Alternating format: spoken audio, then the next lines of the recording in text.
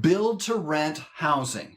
This is where construction companies are not just building homes for end users, but they're also building homes that will become rental properties for themselves and also for the investment companies that are lining up to buy these kind of properties to then hold and rent out themselves for the cash flow. It's always amazing to see market bubbles and see where the prices go and what happens when affordability is rocked to the core, where people just can't qualify for housing, and certainly they can't get into the housing market because houses are just so much more expensive. So then the next best solution for them in some cases is just to rent a house. And of course, that's what we're seeing right now. I'm in the Phoenix area where homes have been built like crazy for years, and there's some certain slowdowns when there's recessions, but when there is not, even though we don't have that much water here in the Sonoran Desert, well, they still keep cranking out houses. And usually over the years, these houses have been pretty affordable, generally speaking, compared to other places in the country. When I first started coming here in 1992, that was certainly the case. And of course, over time, Phoenix has become more and more expensive, and certainly that's the case now. It's very difficult to find affordable houses, and there's a bidding war to get them when they become available. So what are builders going to do? What are different types of home buyers potentially going to do? Well, they're going to marry this idea up of built to rent housing. If people can't afford houses, but they still want to live in a house, they're going to have to rent that property. And of course, rental prices have gone through the roof. And what we saw in the last recession was the hedge funds came in, they bought a bunch of houses at bargain prices. And of course, that helped their bottom line cash flow, the amount of money it took to buy those properties versus the amount of rent that was coming in. And of course, over time, rent has just been going up. Well, now they recognize that the fact that rent is going up so much, they're paying more for houses, recognizing this trend. And they're teaming up with different builders so that they can be acquiring brand new houses to be able to turn around and rent.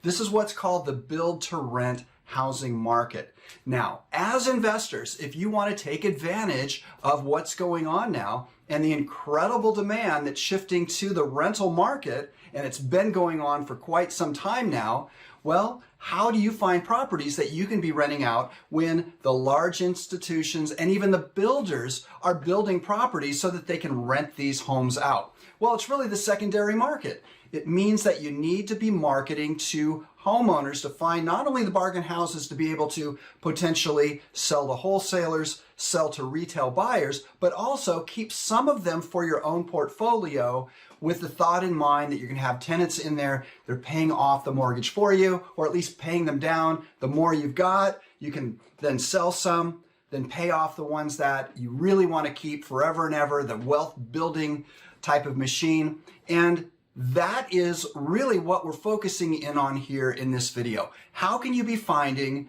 very good rental property neighborhoods that have demand, that have a high quality of life that people really want to live in? And then also, how can you find these affordably? Well, there is the big challenge, right?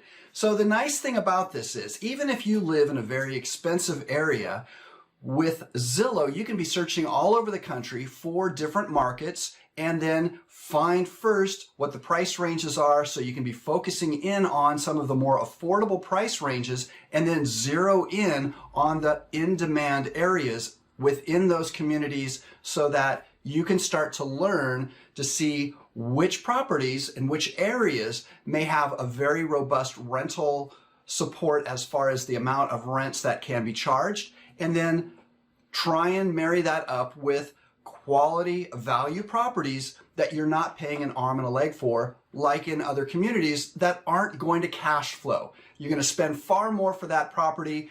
The debt service is going to be far more than whatever rent is coming in. We don't want to focus on those areas. We want to focus on the areas that have rental properties that you can be potentially getting at a bargain price from motivated home sellers, and consider keeping some of the cream of the crop for your own portfolio. Those that you don't want to keep, sell to either a wholesale buyer or a retail buyer, depending on what the numbers are and the exit strategy that you've got. So with Zillow, you can be going in and you can be looking at what some of the Zestimate numbers are. You can also be checking rentometer.com to see what certain size homes, certain bedroom bath counts are going for rent-wise in certain areas. And I'm sure there's other places that you are familiar with that you can be checking as well. The nice thing is you don't have to do things in your own backyard if you don't want to, or if the numbers don't support a positive cash flow. Start to look at different areas where there is demand, where there is some population or close to a larger populated area, and start to look in price ranges in groups. So you can go up $50,000, be searching certain criteria within Zillow, the price ranges, then go up another $50,000, another $50,000. You could do it every $100,000 just to see where the price point starts, what kind of properties and neighborhoods these kind of properties are found in, and then what is the Zestimate? What is Zillow's computerized estimate of what type of a rent could be charged on that property? And realize this is just an algorithm. This is just a computer figuring these things out. This is a ballpark. So you need to do more due diligence. That's why Rentometer and going to Craigslist.com and calling up some of the for rent listings in the areas that you're interested in is so important. So you can start to get to see actual numbers. You can see what the square footage is, the bedroom bath count, where the areas are, and you can start to see what it takes to get into that property. Are they asking for first month's, last month's rent? What type of a security deposit? So you not only get to see actual real numbers, but you also see what the competition is doing in case you would ever like to invest in those areas. So if the market should ever change and the rental market gets soft, you know that your numbers going in were good, and that's why you got involved in the first place. You know what your competitors are charging, so that when you start to reverse engineer this, hopefully the numbers will work in your favor so you can have some kind of an advantage when it comes to competitive rental marketing. Now, as I'm making this video, people are climbing all over each other to get to properties to either buy or to rent. That's why rents are so high. But markets change. I've seen rental markets that were soft and it took a while to find a tenant. I've also found it where you put an ad on Zillow and you've got a whole bunch of people that are interested right away. So it's important to know that not everything goes up like a freight train.